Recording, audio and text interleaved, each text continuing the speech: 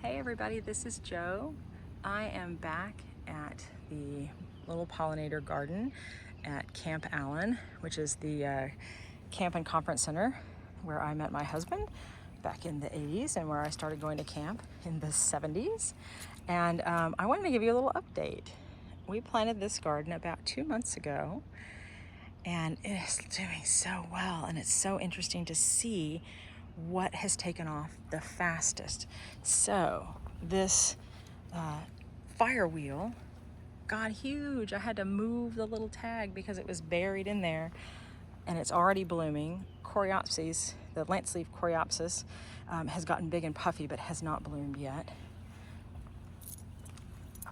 The blue mist flower is nice and fluffy and is getting ready to bloom. And then even the dwarf Yopon holly, it's got a little flower on it.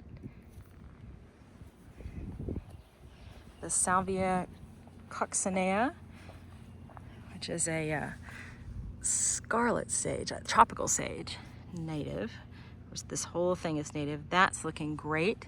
And there's a pink one there. That's not Mystic Spire, sorry. That's Coral Nymph. Here's the disappointment is that this butterfly weed, the Asclepias tuberosa, I bought them when they were when they were dormant, and so they were basically just empty pots, or looked like empty pots. That one has come up, not great. This one, I've got this, and this one, it seems, is not going to come up at all, and so I'm gonna try to find some more that's actually already growing, and we'll put that in there. The little blue bonnets that we stuck in at the last minute with the rattiest blue bonnets from the nursery never bloomed, but they really do better from seed sown in the fall.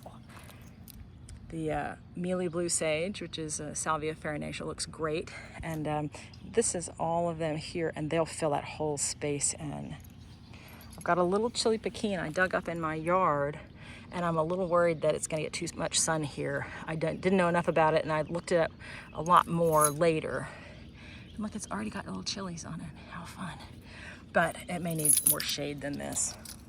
I'm missing a plant. I don't know where the little thing came here, so I'll replace. And then these are so cool.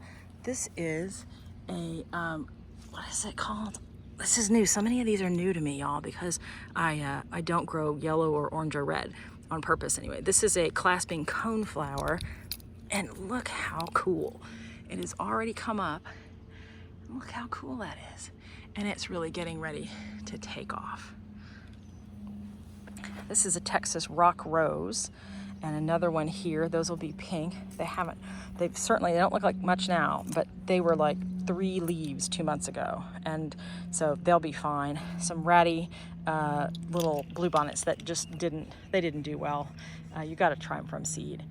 And then, oh my goodness, you guys, Texas, the what is this called? Mexican hat. Look at that. That's fantastic. And look how big and fluffy they got.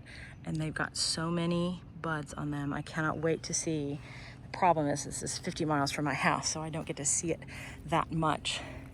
Now, I bought the most pitiful Texas lantana. It's all I could find when I was looking for little 4-inch pots. But basically, I think it just had this. So it's clearly leafing out a little bit.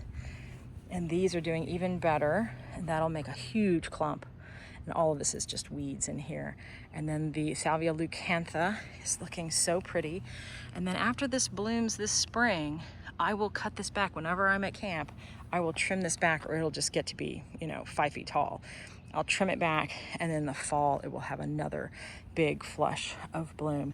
And then this is Blackeyed Susans here. And they have fluffed out and gotten so big and pretty, but they are not bloomed yet.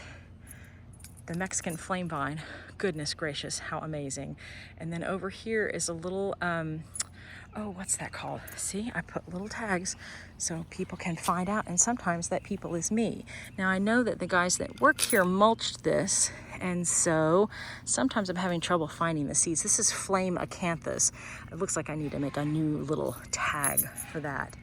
The Mexican flame vine. Whoa, look at that. Isn't that awesome? I think it looks like, to me, it's gonna need a little deadheading over time. And then this is Gora, which has gotten nicely established. It hasn't really taken off, but it sure looks good and looks healthy. And just as an aside, they already had Gora blooming in this bed over here. And isn't that just lovely? It's so pretty. And that's a native. And then this is these are non-native varieties, but this is a lantana, but native Texas lantana is only orange.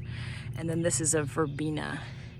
I don't think that's a native verbena, but it sure is. It does really well in Texas.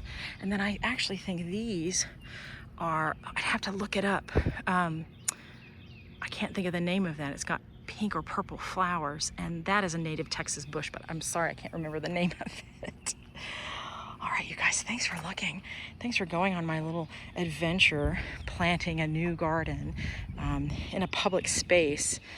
So it's not going to be, you know, taken care of like I take care of my garden every day and go pick and pick and pick at it. And so it's kind of interesting to see what will happen in an all-native garden. But you can see it's surrounded by cement and it's full sun all the time. So it's gonna be a struggle, and it's gonna be hard to you know, there are things that are going to die, and we'll see what survives the heat, the intense heat that we'll get here. And whatever dies on us, then we'll replace, theoretically, with things that did well. And so we'll have probably, by next year, fewer varieties of things, but things that we know do well in this crazy hot environment. Y'all take care. Bye-bye.